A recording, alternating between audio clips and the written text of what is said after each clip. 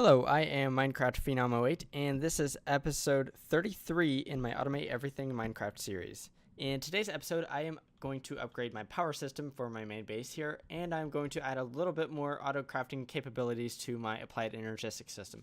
So let's get started. Exactly how am I going to upgrade my power system? Well, I'm going to use capacitors from the mod Ender.io. Now, I'm actually going to be using the top tier capacitors, I believe, because I do have everything I need to make them. I have already prepared a large amount of the things that I've needed for this.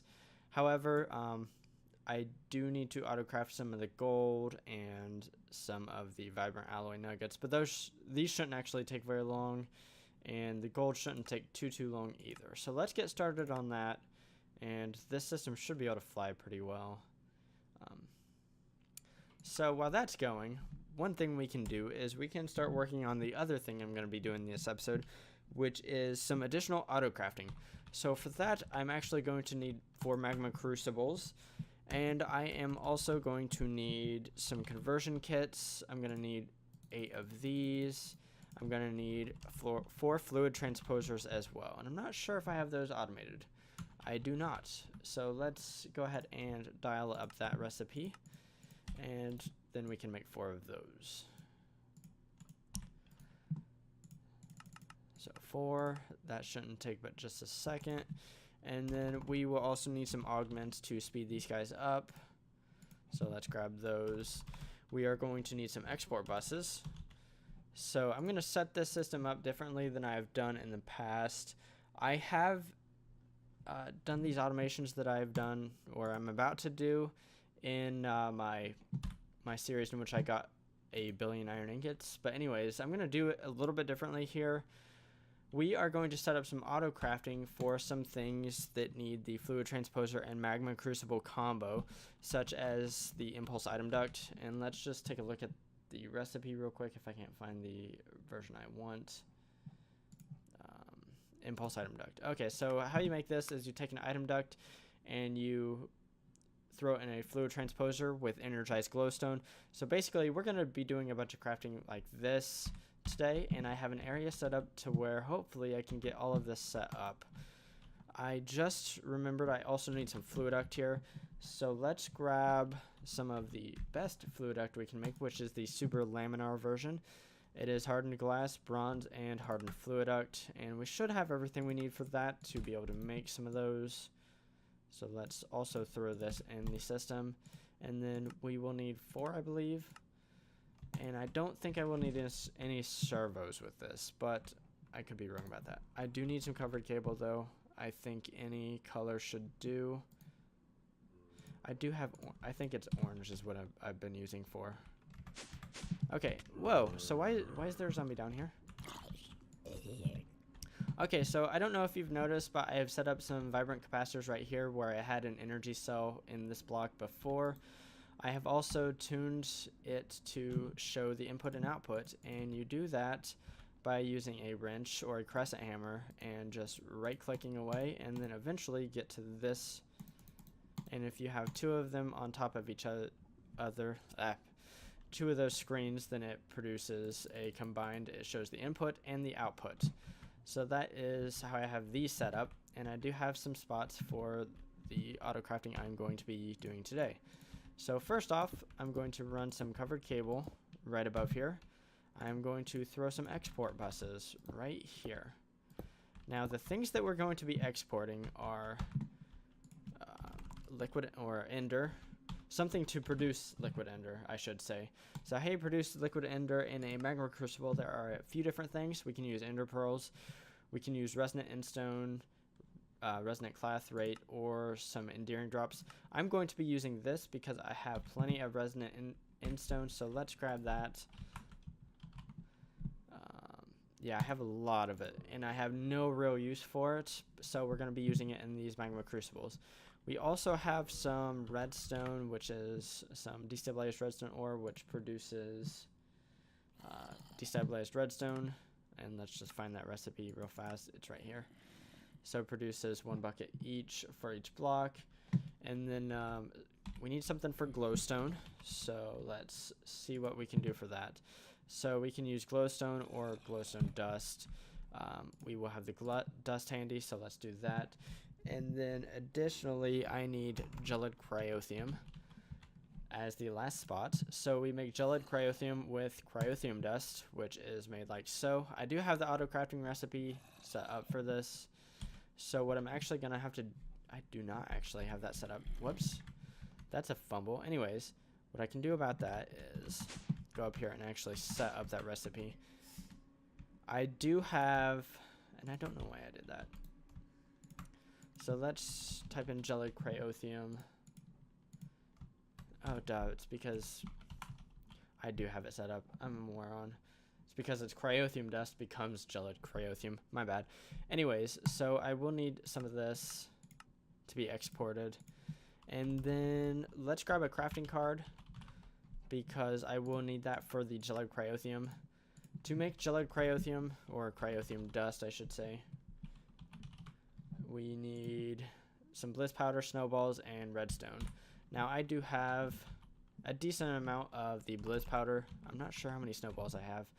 I do have a bunch of snowballs in my other base, which I can kind of import to this base. So that won't be a problem. Even though I don't have a whole lot here, I can go ahead and get some more. Or I can just set up an autocraft over here, which I very well could do. But anyways, now that I have these things, let's set them up. So this one can be the cryothium dust. So we need the crafting card in there with the cryothium dust. And then over here we just need glowstone, the destabilized redstone ore, and then the resonant stone. And I forgot the acceleration cards on these. Okay, cool. So now what we need is we need magma crucibles. And because we need them to output to the west side here, let's turn them sideways. They will be able to get power from over here, those flux duct. Now we need to configure these guys to be input on the top and output to the right. Input on the top, output to the right. Definitely should not have an input on the bottom here because that will screw up the auto crafting. Actually, it might not, because in theory, this slot should always be full, so nothing should be able to get into it. So now that we got all this cooking up, let's go ahead and upgrade these machines and then also speed them up. Oh, duh, I didn't forget the augments. They're right here. So yeah, these tanks are pretty full already. These blocks melt down really fast, the destabilized redstone ore and then the resonant endstone, they melt down super fast, which is really nice to have. So the next thing I'm going to do is set up these fluid transposers, which will be, actually this is going to be kind of a pain.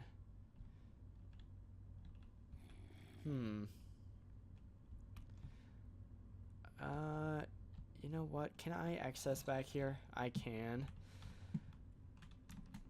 Because the thing is, I won't be able to tell these fluid transposers from each other when I look at the interface terminal upstairs. They'll all show up the exact same. So I'm going to have to actually manually put the patterns in the ME interfaces myself. That way I make sure to put them in the right spots. And you'll see what I mean in a little bit. But anyways, I need an input in the top and an input in the back. Input top, input back. And then let's also go ahead and upgrade these blocks. And let's also go ahead and speed them up. Now the superlaminar fluid duct will need to be placed down like so, but I need to. Yep, and I already screwed that up. So what I actually need to do here is this, and then I'm going to have to grab these guys back. And then, because we're getting the wrong substances in the fluid transposers, everything should be okay. I don't know. Oh, there's probably redstone left over in the fluid duct, so that's better. And then this one is perfect. Cool. So now what we can do is we can go ahead and get rid of this stuff. We can also get rid of this stuff. We can grab some covers and get rid of that. So 4 covers, and now we need to start making a few of our crafting recipes. First off, do I have buckets automated? I do not. Wow. Okay, so that's I need to go ahead and do that. In the meantime, I also need to go ahead and throw a bucket in each one of these guys, because I do know I want to make buckets as one of my automations here. Oops, I always think that that's the first basement. It's actually the second basement. So let's grab. Okay, I messed something up real fast. I know what I did wrong. On the fluid transposers, I have an input in the back. I need to have a dual input output. So it needs to be like that instead. And now everything should work. Okay, that's why the buckets weren't going into the system. Okay, so first off, let's automate buckets. So grab some iron ingots, buckets, and then I need to go ahead and make patterns for the buckets I just made. The buckets material, that is.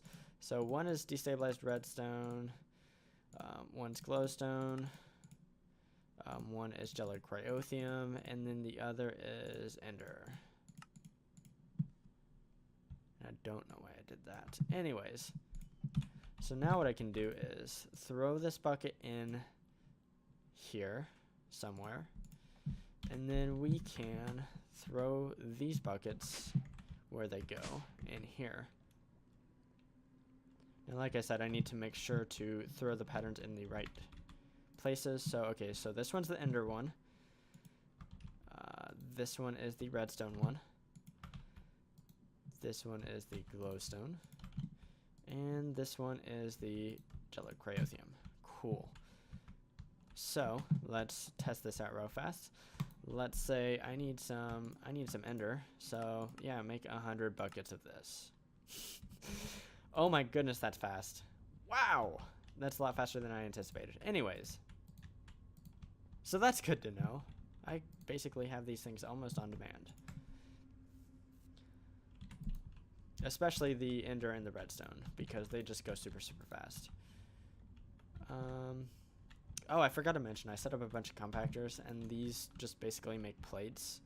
I don't really have a whole lot of patterns made for those yet, but they're there, because I will need them at some point. Anyways, now that I have the basic bucket patterns, there are a few more things I would like to automate with this system. And the first off would be impulse item duct. So to make impulse item duct, let's go ahead and find the recipe here. You just put item duct and infuse it with glowstone. So I kind of made this system really kind of dummy proof, to be honest. So if I set up the pattern like that and then find my fluid transposer, I need the glowstone one, so I know to put it here. I should be able to be like, hey, give me some of this, and it should be like, okay, that's awesome. That works really well. I really like this system, not gonna lie. Anyways, and also it's really nice in that when I set up the patterns, I don't need to know how much glowstone it requires. I just know that I have glowstone there. It's already there because it's automatically exported to the magma crucible, so the magma crucible should always have a nice backlog. So that made 100 impulse item duct really fast. That's awesome. So another thing I want to do is the redstone energy flux duct. So let's actually just type in flux duct. So to make the redstone energy flux duct, we need to infuse the redstone energy flux duct empty with redstone. So we just need to once again set up this into redstone energy flux duct. And once again, let's go ahead and test this pattern out. We need redstone, so that goes in the redstone one. So let's, okay, so redstone energy flux duct. Cool. Awesome. That is awesome. And then lastly, I want to, or not lastly. Yeah, lastly. Maybe lastly. I think this is the last one I need to do. Anyways, we need to infuse the Cryo-Stabilized flux duct crafting with gelid cryothium. So we already have these automated, which is fantastic. So let's grab one of those. One of those makes one of these. And then take this pattern and throw it in here. Now let's also test this one out. So let's just make 10 of these. And that is fantastic.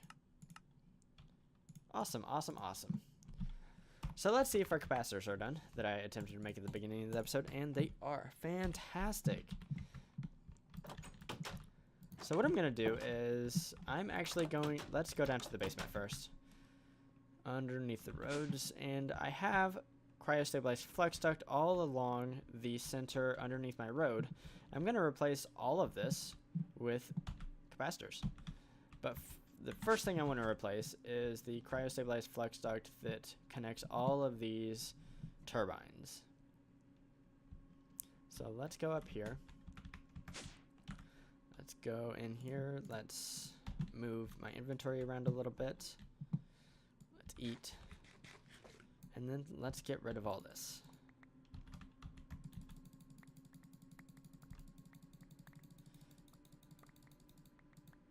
And then we're down here. And then in addition, let's remove all of this.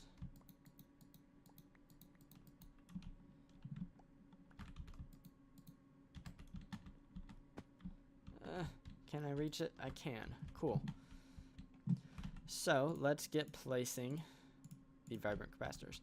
So right here, I need this block to be an output over here. Output only. And then let's... first off, I want to place this block because this needs to be input only right there.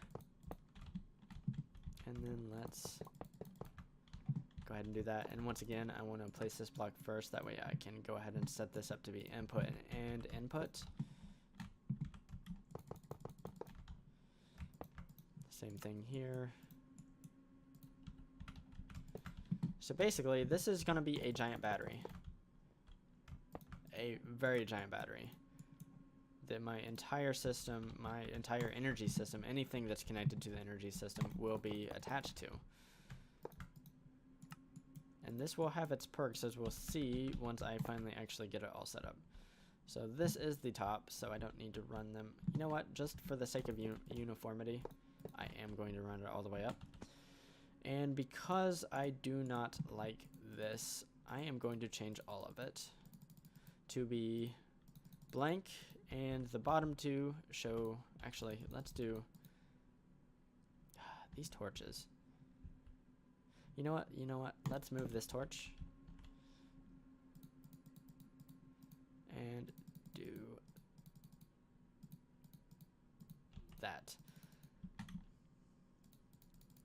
So actually, I can do this off camera because this will take just a second. I'm going to change all of the screens in between the turbines to look like this. And then I'm going to be right back. So now that I have all of these screens taken care of, one of the major benefits to having my entire energy system hooked up to a capacitor is that we will be able to see exactly how much RF we are generating and exactly how much RF we are using. Right now, because we're not auto-crafting anything, I don't think we are using a flat 175,000 RF per tick, which is all going to the tier 6 void ore miner down in the almost last basement of this building.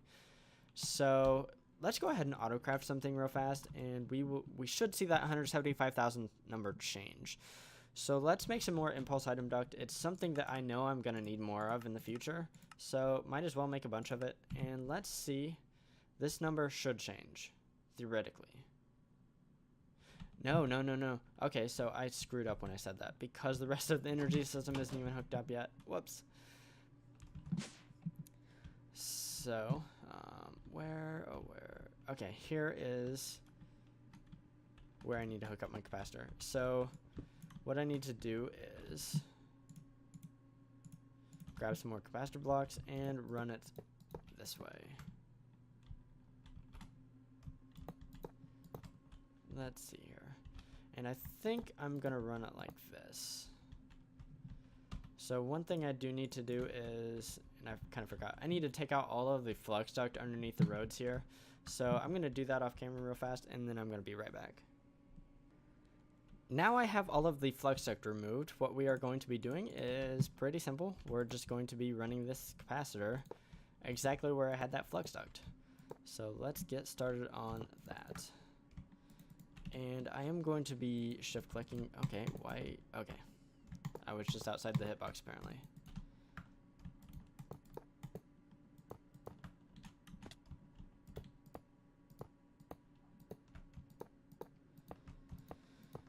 Okay, now that we're there, we haven't hit anything that we need to connect up yet, but here in just a second we will.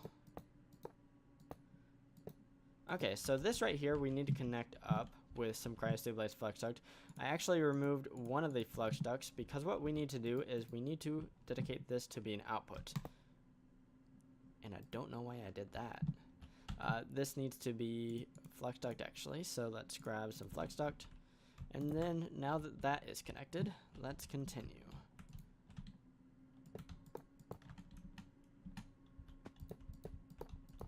And then here we go. Here we are. Okay, so that should all be connected. And then let's finish this run. And that's the pitfalls of going fast.